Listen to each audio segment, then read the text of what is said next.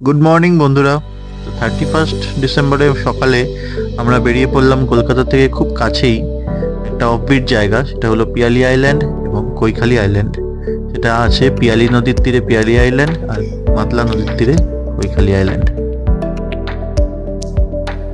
সকাল 8টায় আমরা গাড়ি নিয়ে বেরিয়েছিলাম। এরপর আমরা বারুইপুর হয়ে আমরা জয়নগর রোড ধরে সোজা পৌঁছে গেছিলাম পিয়ালি আইল্যান্ড। মাতলার একটি শাখা নদী পিয়ালি এখান দিয়ে প্রবাহিত হয়েছে, তাই এটিকে পিয়ালি আইল্যান্ড বলা হয়। আবার এটিকে গেটওয়ে অফ সুন্দরবনও বলা হয়ে থাকে। জার্নির শেষ কয়েক কিলোমিটার পিয়ালি নদী আমাদের রাস্তার পাশেই চলছিল।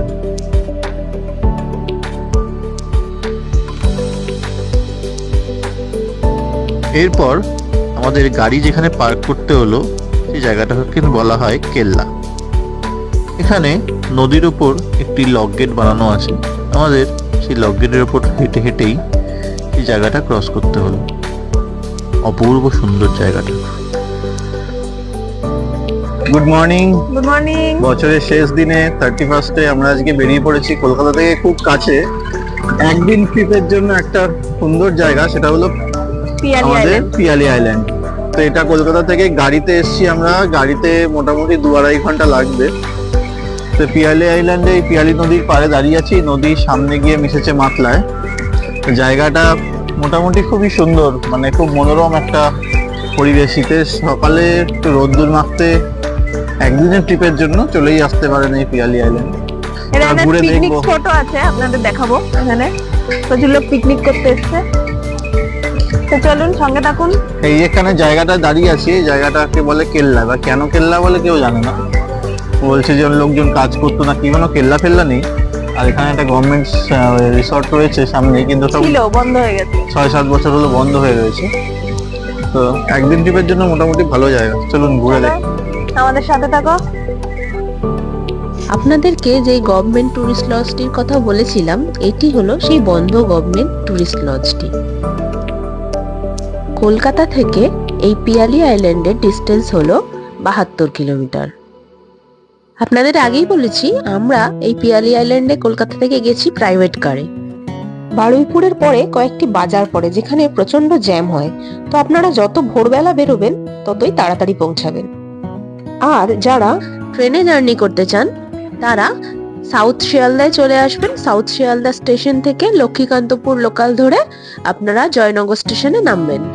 জয়নগর স্টেশন থেকে এই পিয়ালি আইল্যান্ডের ডিস্টেন্স প্রায় 24 কিলোমিটার।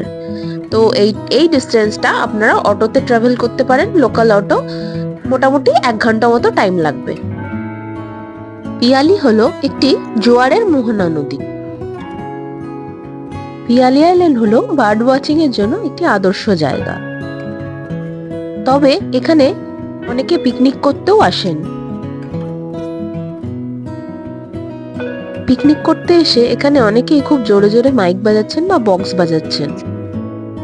আর সেই কারণেই এই পিয়ালির যে শান্ত আর স্নিগ্ধ একটা মনোরম যে পরিবেশ, সেটা অনেকটাই ব্যাহত হয়েছে।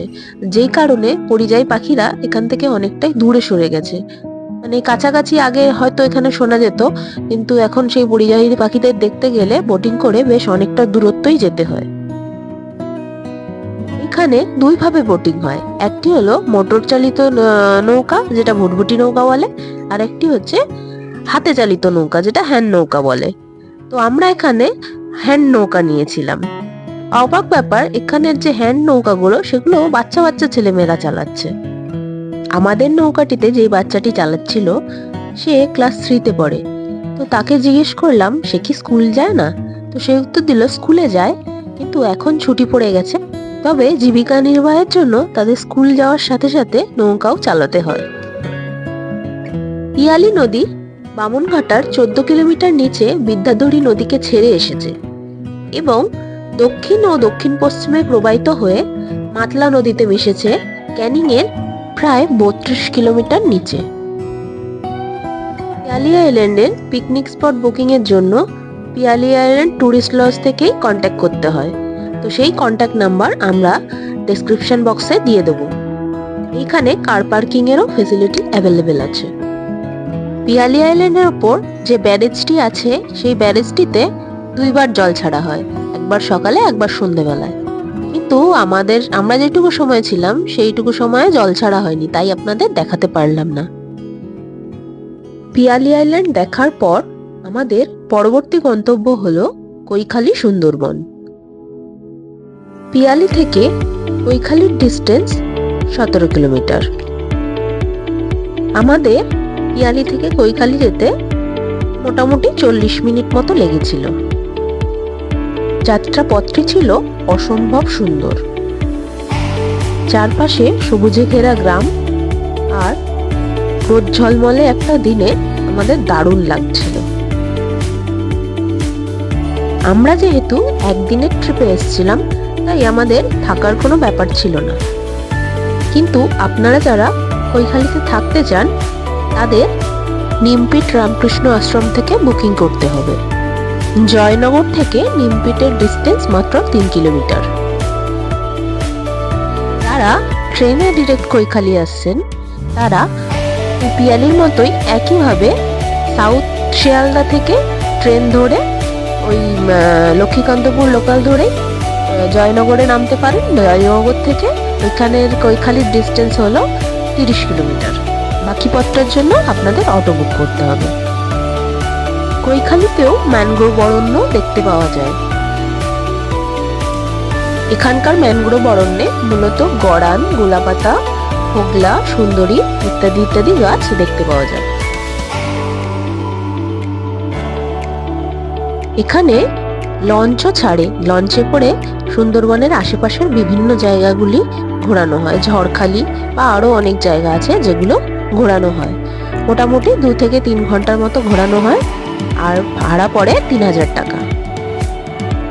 আমরা লঞ্চ যাত্রা করিনি। লঞ্চ যাত্রা করলে ফিরতে ফিরতে অনেকটা সন্ধে হয়ে যাবে বলে তাই আমরা এটা করিনি। পাশেই রয়েছে একটি রামকৃষ্ণ আশ্রম। আশ্রমটির পরিবেশ খুব সুন্দর, খুব নিরিবিলি ও খুব মনোরম। এটি হলো কৈখালি টুরিস্ট লজ। এটি বুকিং করতে হয় রামকৃষ্ণ আশ্রম থেকে, যেটি আগেই মেনশন করেছিলাম। তবে এই রামকৃষ্ণ আশ্রমটি যেটি নিমপিটে অবস্থিত, এখানকার যে রামকৃষ্ণ আশ্রম দেখালাম সেখান থেকে বুকিং হয় না। এখানে ফুডিং ও লজিং নিয়ে 2 দিনের জন্য 600 টাকার মধ্যেই হয়ে যায়। এখানে নদীর ধার বরাবর রয়েছে সারি সারি দোকান। দোকানগুলিতে খাবার সহ বাচ্চাদের খেলনা বা ছোটখাটো জিনিসপত্র পাওয়া যাচ্ছিল। একদিনের জন্য এসেও আমরা এখানে খুবই মজা করেছি। শহরের কোলাহল থেকে দূরে একদিনের জন্য সময় কাটানোর জন্য এটি একদম উপযুক্ত একটি জায়গা। এখানে মাতলা নদী খুবই চওড়া। আমাদের তো এটিকে দেখে কোনো অংশেই নদী মনে হচ্ছিল না, দেখে মনে হচ্ছে যেন সমুদ্রের বিচে দাঁড়িয়ে আছি। নদীর এই পার থেকে ওই পার দেখা যাচ্ছে না। আপনি যদি প্রকৃতি প্রেমী হয়ে থাকেন আপনাকে অবশ্যই এই জায়গাটি খুবই আকর্ষিত করবে। একদিনের জন্য অফবিট ট্রিপ হিসেবে আপনারা কৈখালি সুন্দরবন আসতেই পারেন।